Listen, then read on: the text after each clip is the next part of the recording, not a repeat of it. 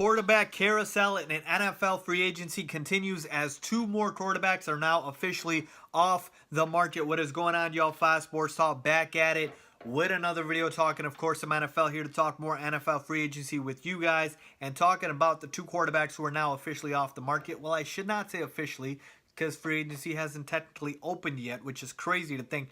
But these two quarterbacks have agreed to sign with these respective teams, which I will get to. But I'm talking about one Sam Bradford and Teddy Bridgewater, as you guys see in the title.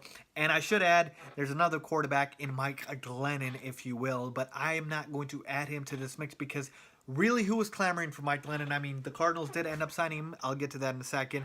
But with that being said, let's talk about these two guys. Let's talk about these two signings, what it means for each team, why they ended up doing it, and what this means, obviously, moving forward with the rest of the quarterbacks left on the market, if there are any at this point, and there are a few, but let's talk about it. Let's start with one Sam Bradford, who ends up signing with the Arizona Cardinals. It's a 1-year, $20 million deal. $15 million of the $20 million is guaranteed. And man, Sam Bradford, does this guy know how to get paid? I mean, my God, he could be hurt every single season, but still find a way to get paid. Boy, would I love to have that skill. But in all seriousness, folks, this is not a bad deal for the Arizona Cardinals. Now, hear me out. Why did this deal happen? First reason, Kirk Cousins, okay? Kirk Cousins was obviously the #1 plan for the Arizona Cardinals. That Cardinals, along with the Jets, Broncos, and the Vikings, were in the sweepstakes for Kirk Cousins, and we all know he ended up agreeing to terms with Kirk Cousins. My thoughts on that, and in the Kirk Cousins video, go and check that out. But with that being said, when he agreed to signing with the Minnesota Vikings, then you had Case Keenum go to the Broncos, and now you're kind of freaking out, and you're like, okay, we got to sign a quarterback, and that is what the Cardinals were thinking. And you take a look at the quarterback options out there. I mean, Josh McCown, Teddy Bridgewater, who I'll talk to real quick, A.J. McCarron, Matt Moore. So a lot of guys, really. So for them, they saw Sam Bradford. They're like, okay, let's take a shot on him. And then they signed, of course, Mike Glennon as his backup, okay? So here's the thing with the deal. It's a 1-year deal, okay? 1-year deals are always a win-win, if you will, because it's always low risk and high reward, okay? So really for the Cardinals here, yeah, it's $15 million. We're talking about the fully guaranteed money, but it's 1 year. So it's not the worst thing in the world. And Sam Bradford 2 years ago had a pretty decent season with the Minnesota Vikings. I believe his best year, 3,800 passing yards, 20 touchdowns to just 5 picks. I think he had an NFL record 71% completion percentage. So if you want to make Larry Fitzgerald happy, he can do that because he'll get him the ball, you know, in those short passes, because we all know Sam Bradford doesn't have the greatest arm, if you will. But in terms of what it does for the Arizona Cardinals, I do not think it should stop them from drafting a quarterback. I think they have the 15th pick in the draft this year. I don't think this should stop them from doing anything in terms of finding their guy of the future, okay? Sam Bradford is just a stopgap, and he's been signed like that, okay? Let's see what happens. We saw this with Case Keenum. We saw this with Nick Foles, okay? We've seen guys that are obviously not the most talented or a top 10 quarterback be successful if you surround them with the right pieces. So with Sam Bradford, like I said, this is just a panic move by the Cardinals, but it's not a bad move. It's really insurance. And then to sign Sam Bradford, you have to have insurance for Sam Bradford, which is Mike Glennon, okay? That, when you get to Mike Glennon, now everything's off the table. Now your season's pretty much over, okay? And I don't know why the hell the Cardinals signed Mike Glennon. If they watched him in Chicago, I'm a Bears fan. I saw Mike Glennon. Mike Glennon was the worst signing by Ryan Pace. And Ryan Pace, I have a lot of respect for. I do think he's a good general manager, but the Mike Glennon signing was an awful signing. Mike Glennon just can't play. That's just my personal opinion.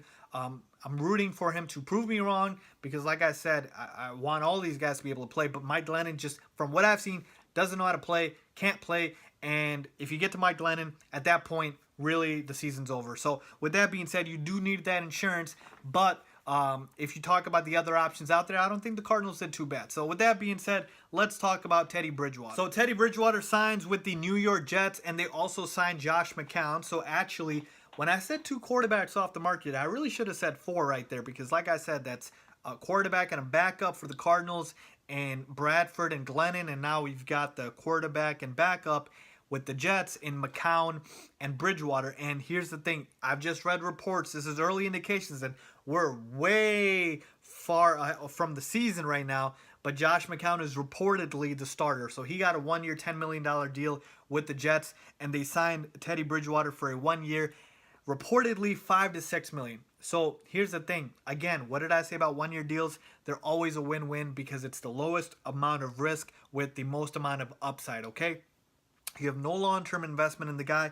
And for the Jets, again, I don't think this is the worst move in the world.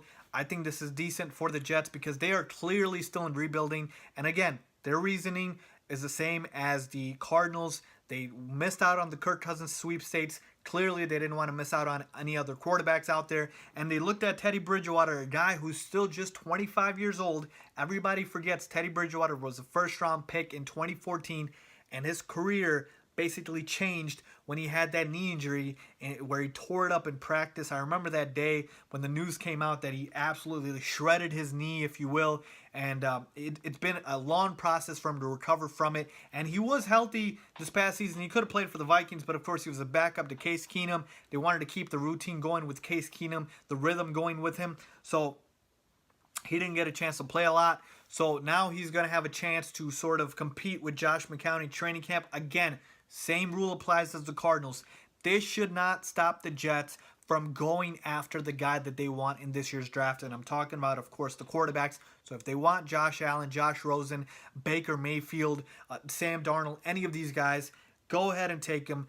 Because like I said, Teddy Bridgewater, we don't know yet if he's the future. I think he's got a better shot of showing you if he's the future than a guy like Sam Bradford. And that's just because of age, nothing else, if you will.